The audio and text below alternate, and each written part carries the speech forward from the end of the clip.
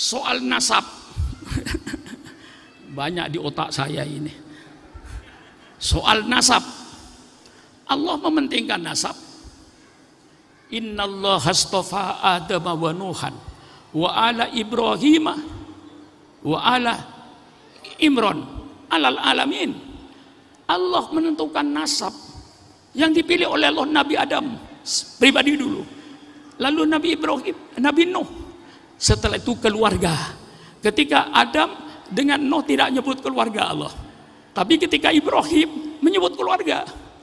Karena di anak beranak Nabi Ibrahim itu banyak jadi nabi.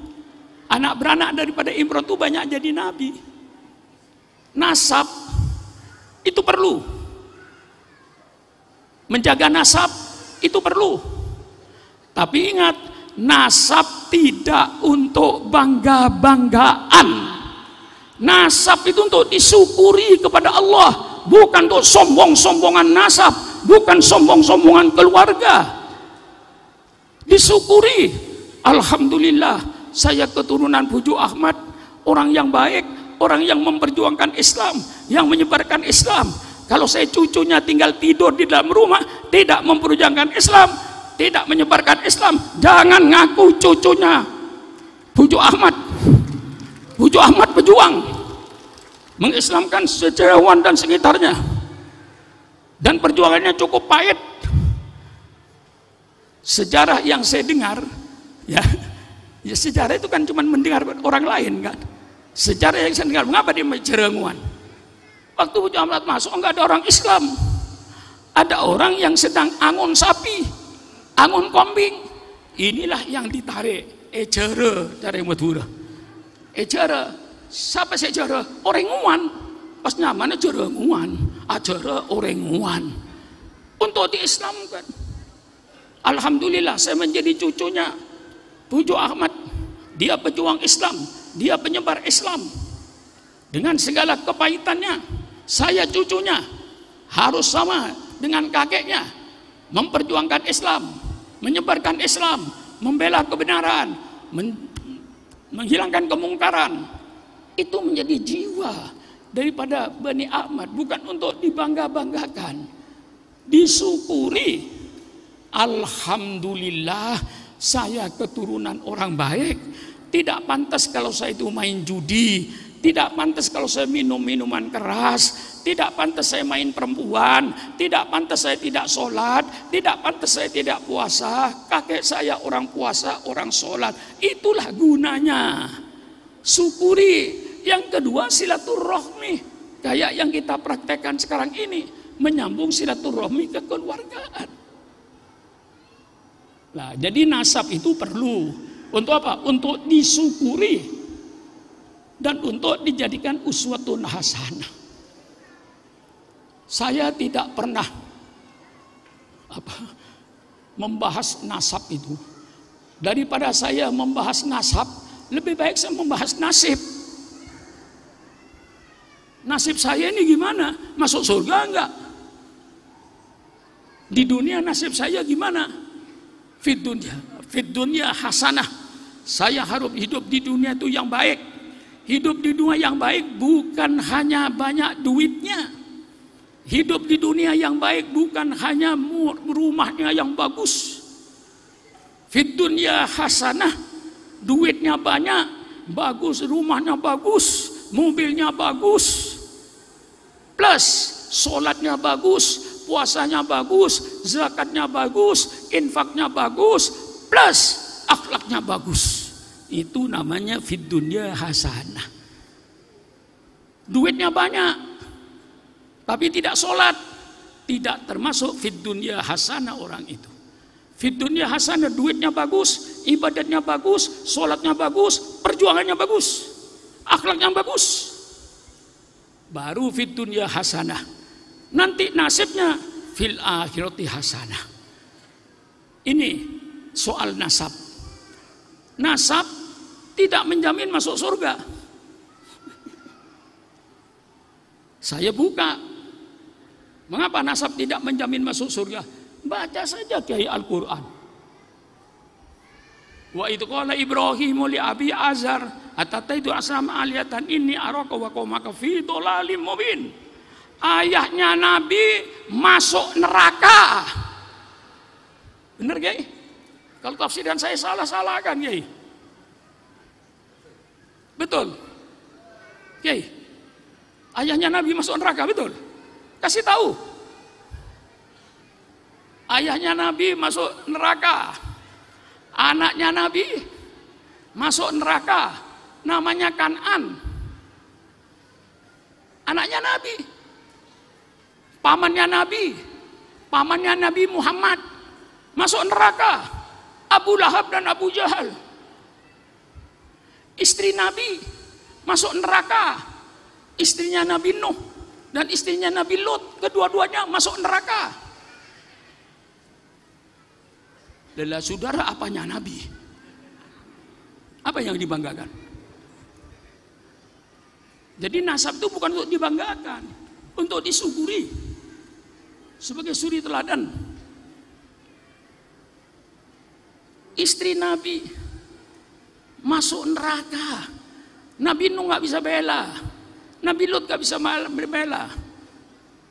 Daraballahu matalan lilladina kafaru imro'atan Nuh wa imro'atan Lut kanata tahta abdaini min ibadina solihaini fakhonata. Kemudian dia berkhianat kepada suaminya. Dia orang musyrik, tidak percaya kepada Allah. Di depan suaminya pura-pura percaya kepada Allah. Itu istrinya Nabi Nuh. Istri Nabi Lut yang sering memfitnah. Kalau ada tamu, tamunya difitnah, Nabi Lut difitnah. Itu berbuat jahat dengan tamunya. Masuk neraka. Itu Quran. Nah, keberkahan orang tua itu ada. Baca ceritanya Nabi Khidir alaihissalam. Wa amal jidaru liulaimi yataini fil madinati wa kana tahtau kanzuhuma wa kana abuhuma sholiha. Ini pagar kepunyaan anak yatim. Di bawahnya ada harta simpanan. Ayo Musa, kita bangun. Ini miring mau robah, supaya tidak robah. Supaya tidak roboh, kita bangun. Kata Nabi Khidir, wa kana tahtau kanzuhuma wa kana abuhuma sholiha. Ayah yang soleh ini memberkahi kepada anak cucunya. Puju Ahmad, seorang yang soleh, memberkahi kepada anak cucunya. Wa kana abuhuma sholihah. Itu keberkahan dari orang tua. Kita semuanya insya Allah banyak mendapat keberkahan dari orang-orang tua kita. Maka nasab itu perlu kita jaga, kita pelajari untuk disyukuri dan untuk untuk menjaga silaturahmi. Ini gunanya nasab. Tidak untuk sombong-sombongan. Wa man kana muftakhiran bil mali wan nasabi fa innama fakhruna bil ilmi wal adabi. Kalau mereka sombong-sombongan karena keturunan, mereka sombong-sombongan karena kekayaan, tapi kami tidak perlu. Yang perlu bagi kami ilmu dan adab. Kebanggaan kami ini karena ilmu, kebanggaan kami karena adab, sopan santunnya. Tiru akhlak Rasulullah sallallahu alaihi wasallam. Wa kana sadidul haya wa tawadu. Rasulullah itu sangat tawadu. Artinya tawadu kalau saya perpanjang, menghormati orang lain dan tidak minta dihormati. Bani Ahmad, hormatilah orang lain. Tidak perlu kita minta dihormati. Hormatilah orang lain. Tidak perlu minta dihargai. Hargailah orang lain. Insya Allah orang yang menghargai orang lain, walaupun tidak minta dihargai, insya Allah dihargai oleh orang lain. Jangan minta dihormati. Hormati orang lain. Orang yang minta dihormati itu artinya orang yang tidak terhormat, masih minta dihormati. Ini sebagai doktrin ini. Jangan minta dihormati, hormatilah orang lain. Ini sifat Rasulullah. Sekarang ribut tentang nasab. Ya, sedang ribut nasab kan sekarang ini. Kata satunya, habaib yang ada di Indonesia ini maktu. Ingat saudara, orang menulis sejarah itu yang ditulis apa yang tahu. Mana tadi penulis? Tadi yang laporan itu, orangnya. Hah? Mana orangnya? Dia yang ditulis tadi itu berdasarkan dongeng lagi, berdasarkan cerita lagi. Jadi ahli sejarah itu menulis apa yang dia tahu. Yang dia tidak tahu belum tentu tidak ada. Sekarang saya contohkan, ya bukan untuk sombong-sombong, saya contohkan misalnya. Kiai Khalil Nafis bikin sejarah saya. Pak Sukron anaknya cuma 3. Zainal Ridho, Faiz, dan Konita Lutfiyah. Yang dia tahu. Iya kan, siapa yang tahu yang 3 ada saya itu. Yang 1 saya yakin nggak tahu. Datang Kiai Afifuddin bikin sejarah saya. Beda dengan dia. Loh, enggak. Pak Sukron itu anaknya 4. 1 namanya Umar Faruk. Yang Kiai Holil kagak tahu. Kiai Fuddin tahu. Itu mengapa Kiai Holil tidak tahu, Holil Nafis? Karena yang namanya Faruk ini di pondok konsentrasi. Dia subuh mengajar kitab Nasuhul Ibad. Dia anak kelas 6. Kiai Nafis tahu itu. Aktif di pondok, ngatur santri, disiplin guru. Inilah Faruk, tidak keluar. Nah, ketika Kiai Afifuddin nulis sejarah saya, tidak. Pak Suron ada anaknya namanya Faruk. Saya lebih percaya kepada sejarah yang akhir daripada yang awal. Kalau ada orang beralasan yang dipercaya sejarah yang awal, itu tidak rasional. Tidak rasional dia. Sekarang kalau percaya kepada kitab tafsir awal, tolong ke Nafis, hanya tafsir Ibnu Abbas saja. Semua tafsir kebelakangan bakar. Itu tafsir datang ke belah akhir. Tidak benar. Apa begitu kira-kira? Apa? Apa begitu kira-kira? Bagaimana Kiai Afifuddin? Yang saya lebih percaya sama sejarah Kiai Afifuddin. Yang nama anak saya ada nama Faruk. Karena dia berdasarkan fakta lagi. Tapi kadang-kadang bersih tegang. Tidak. Yang Afifuddin tidak saya akui. Karena datang belakangan. Pada abad ke-8 ke abad ke-9. Yang saya akui kitab yang abad ke-5, ke-6. Itu kan tidak rasional itu. Lah iya, saya bukan. Mengapa bangsa Indonesia sudah tenang, hidupnya rukun, kok dirusak dengan nasab? Maka jangan sampai kita ini membawa nasab untuk perpecahan. Maka saya tadi setuju itu. Puju amat ke atas nggak dibaca. Ya, saya setuju tadi itu. Yang dibaca puju amat ke bawah. Puju amat ke atas nggak dibaca.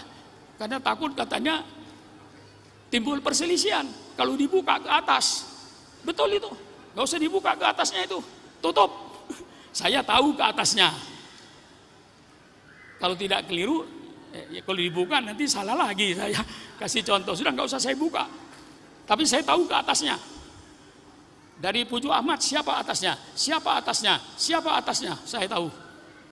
Mengapa saya mengurusi nasib orang? Nasib sendiri diurusi. Itu saya tegas di Jakarta. Saya katakan, siapapun saja datang ke rumah Sukron Makmun. Saudara pun datang ke rumah saya. Ngaku Habib, saya kasih duit. Masyarakat yang sudah aman, tenang, diganggu lagi. Dulu diganggu dengan Wahabi, selesai. Diganggu dengan Syiah, selesai. Sekarang diganggu dengan nasab. Nanti setelah ini apa lagi? Untuk memecah belah ini. Sudahlah, kalau sudah tidak percaya pada Habib yang dia, sudah saudara aja yang tidak percaya. Gak usah ngajak orang. Saya percaya kalau Habib di Indonesia ini turunan Rasulullah, turunan Ali bin Ubaidillah, Ubaidillah bin Ahmad, Ahmad bin Isa, Isa al-Muhajir dari Irak ke Yaman. bersambung dengan Ja'far Shadiq. Saya percaya, itu hak saya percaya. Saudara jangan memaksakan kehendak pada orang lain. Itu namanya memaksakan kehendak. Jangan memaksakan kehendak. Saudara yang tidak percaya sudah. Sekarang kalau dikatakan Ubaidillah tidak ada, tanyakan sama dia, kayak Nafis. Kalau Ubaidillah tidak ada, Alwi anaknya siapa? Alwi ini anaknya siapa? Kalau Anda tidak bisa menentukan bapaknya, berarti sudah menuduh Alwi itu anak zina. Tidak ada bapaknya. Tanya sama dia. Yang namanya Ahmad Alwi, lalu menjadi Ba'alawi ke bawah turunannya. Yang namanya Alwi itu anak siapa? Kalau bukan anaknya Ubaidillah, tolong buktikan secara fakta. Sejarah itu tidak hakul yakin. Sejarah itu tidak ainul yakin. Coba baca tadi, berdasarkan cerita, ya, berdasarkan manuskrip ditulis oleh orang. Cuman kita husnudzon, 99% kita percaya sama sejarah. Errornya 1% atau errornya 5%. Itu sejarah.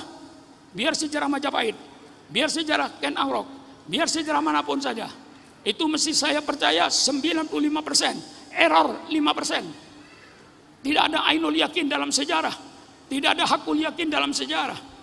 Itu semuanya baca cerita, baca manuskrip yang dibaca lagi sejarahnya, dibaca cerita, dongeng, itu sumber-sumber nasab. Dan sekarang kalau Alwi ini bukan anaknya Ubaidillah, tolong tunjukkan kepada saya. Tunjukkan kepada saya, Alwi itu anaknya siapa? Kalau Anda tidak berani menunjukkan ayahnya Alwi, berarti sudah menuju Alwi itu anak zina, gak ada bapaknya. Sudahlah, ini redakan sudah, gak usah diperpanjang itu. Saya minta kepada yang pro dan yang kontra, sudahlah, selesailah. Saudara yang tidak percaya ya sudah. Saya kembali pada hukum Islam. Dalam hukum Islam itu, Kiai, kita wajib menghormati setiap manusia tanpa melihat nasab. Betul? Hatta orang miskin kita hormati. Wa ammas sa'ila fala tanhar. Orang miskin saja kita hormati. Apalagi masih berbentuk manusia. Binatang kita hormati. Buktinya kita hormat sama binatang. Coba menyembelih ayam, pisaunya harus tajam supaya tidak merasa sakit. Hormati binatang. Kalau saudara menyembelih binatang yang lain jangan melihat. Letakkan di kandang dulu. Tapi kadang-kadang menyembelih sapi di tengah-tengah sapi. Sapi yang satunya menjerit. Kepada binatang pun saya hormati. Kepada manusia saya hormati. Apalagi masih ngaku. Saya yakin juga, Kiai, yang ngaku turunan Nabi ke rumah saya itu banyak yang bohong. Tapi saya husnudzon aja. Habib Syekh Al-Jufri pernah bilang sama saya, yang bikin rusak habaib itu Pak Sukron. Loh, Habib Syekh kok berani berkata begitu? Di mana saya merusaknya? Setiap orang hidung mancung, datang dari Tegal, datang dari Pekalongan, asal ngaku Habib, Pak Sukron kasih duit.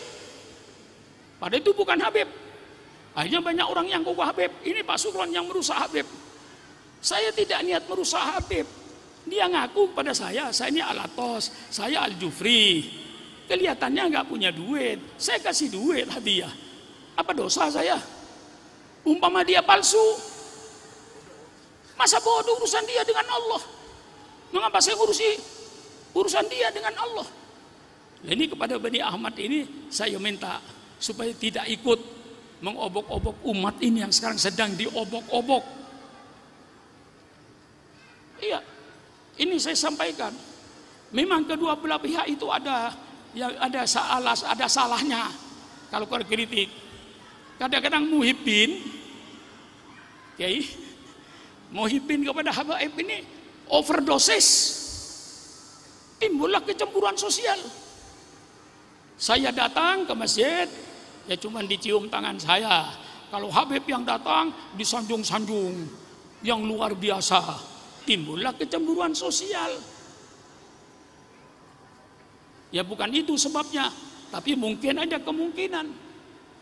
Lah iya, apalagi saya Habib, tapi saya nggak dihormati. Habib yang itu dihormati. Mengapa sama-sama Habib tidak dihormati? Mungkin timbul semacam itu. Sudahlah, kami Bani Ahmad, alhamdulillah, keturunan orang baik-baik, syukurilah, jadikanlah suri teladan. Apa yang dikerjakan bujuk kita, bujuk Ahmad, menyebarkan Islam di Jerenguan, dari tidak adanya orang sampai orang Nguan yang di Jere. Itu yang saya dengar. Apakah cerita ini benar? Nggak tahu saya. Nah, umpama katakanlah yang salah itu Habib Alwi, ngaku-ngaku turunan Abdullah, pada Abdullah kagak ada. Anaknya Habib Ali nggak berdosa, cucunya Habib Ali nggak berdosa, cucu-cucunya nggak berdosa. Apa dosanya dia? Yang dosa yang satu ini umpama benar. Ubaid apa? Kalau siapa? Alwi ini tidak punya ayah bernama Abdullah. Kalau itu benar, yang dosa ya Alwi ini saja. Turunnya ke bawah kan dia tahu tuh. Sekarang misalnya, naudzubillah ya, Puju Ahmad mengaku turunan anak A, padahal bukan. Ke bawah Puju Ahmad kan tidak ada dosa tuh. La taziru waziratu wizra ukhra. Dia yang berdosa. Mengapa dipikulkan kepada habaib yang ada sekarang? Itulah pedoman saya, Kiai. Ya kalau Kiai Nafis berbeda ya terserah urusan dia. Kalau Kiai Afifuddin berbeda dengan saya, urusan dia. Tapi saya berpendirian, siapapun saja yang masuk rumah saya, hidungnya mancung atau hidupnya peseng, selama dia ngaku Habib, saya hormati. Apalagi dia alim, akhlaknya bagus, saya hormati. Umpama dia palsu, bukan keturunan Nabi, ngaku turun Nabi, bukan urusan saya. Urusan dia dengan Allah nanti di padang mahsyar. Bagaimana? Bani Ahmad bisa menerima? Bisa menerima? Nah, iya. Ya kalau sudah tidak menerima nasihat saya berhenti jadi penasehat.